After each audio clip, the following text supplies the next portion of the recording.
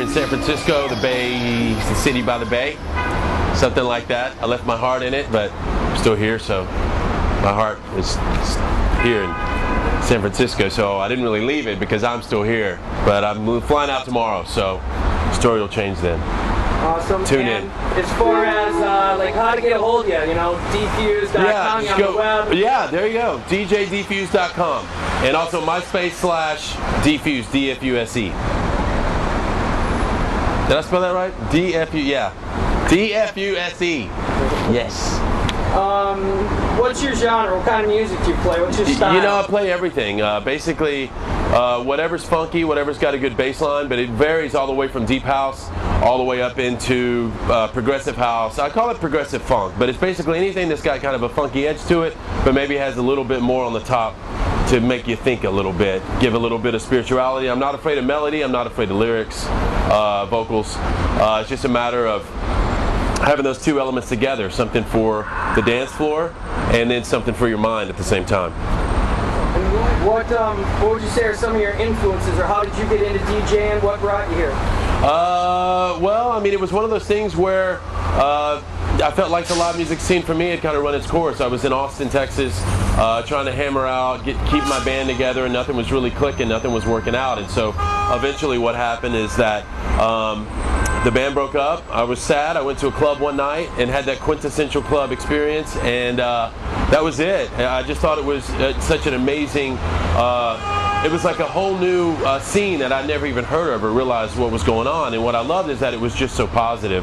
Whereas, and a lot of times in the live music scene, you have a lot of people that are competing against each other and a lot of negative energy that associates that. With the DJ world, it seemed like everybody was very open and accepting of everything, and new people and everything like that. And so the fact that I didn't have to rely on live musicians, that I could just go in and be a DJ and perform the whole thing myself and not depend on anybody else, made it really appealing. Plus, I just loved the music. I really got into it. And so when I picked up turntables and realized it was an instrument just like turntables were, or drums were, I should say, I was hooked.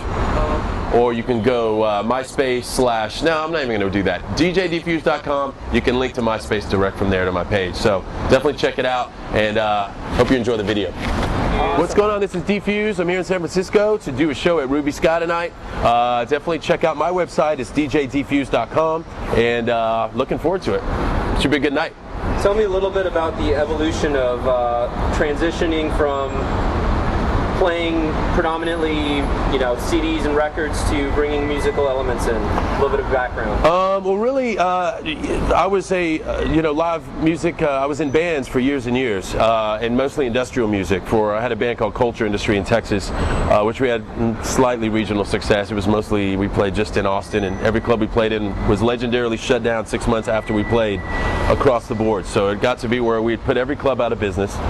And it was time to do something different. But basically, I was just a drummer my whole life. That's what I was really into. And when I went to a club after the band had broken up and had that quintessential club experience and saw what an amazing scene and community it was, then I just started becoming a DJ. And I really didn't play the drums for years and years because turntables kind of filled that gap.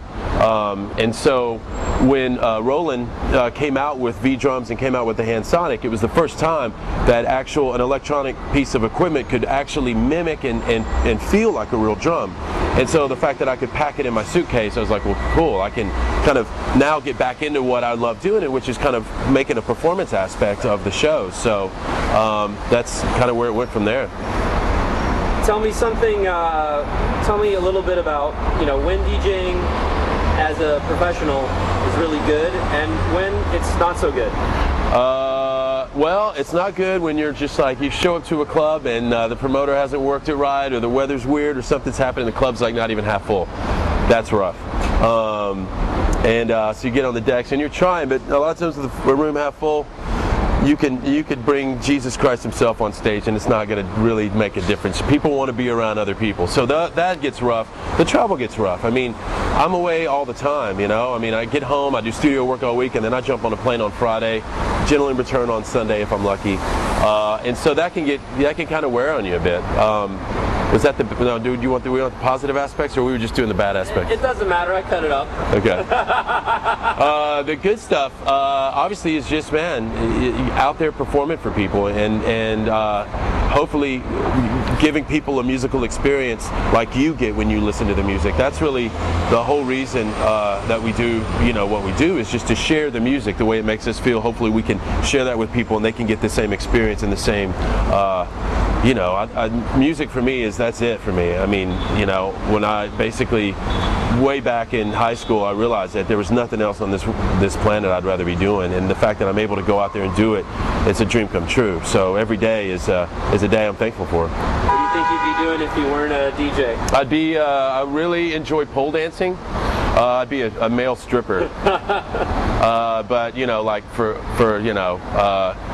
maybe like transgender, or I'm just like a midget. I'm in this little people a lot, so maybe just like open a little people strip club where I would dance.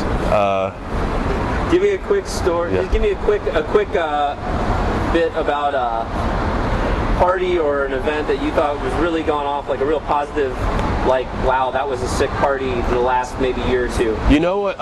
Let's see. What was a good one in the last year or two? I'm thinking last year or two. Well, probably two. What was it? 2 years ago? What was the Love Parade? 2 years ago? No, that was 2 years ago. The one here, this one was really good, but the sound system kept cutting out on my particular stage when I played. Now, 2 years ago when I played, it was the first Love Parade. It was unbelievable because literally, here in San Francisco, there's like 30,000 people, and everybody's crowded around this semi.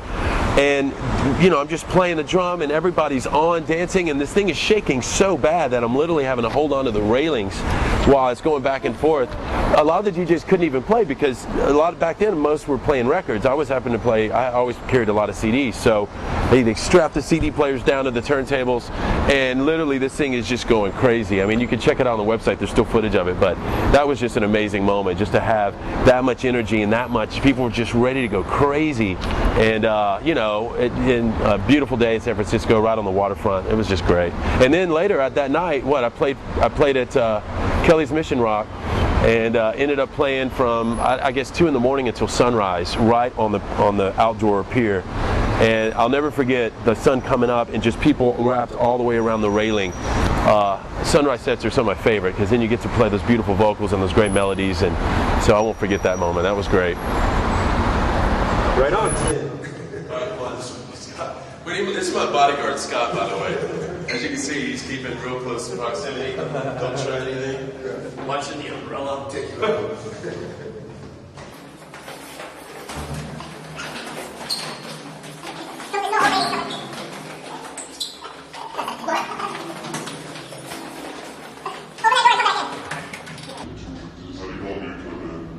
Just come in crazy, look at us, and then run down the stairs.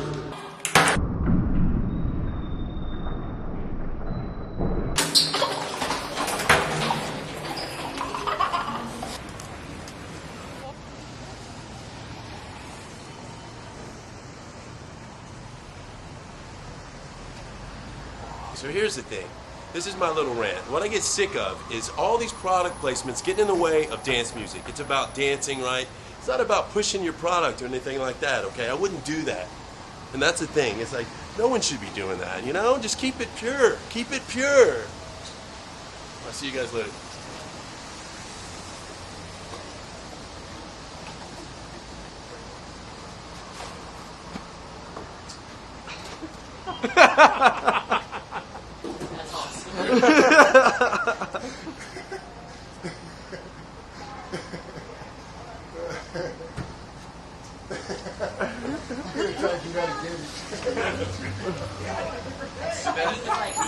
Should I open the umbrella the right way now?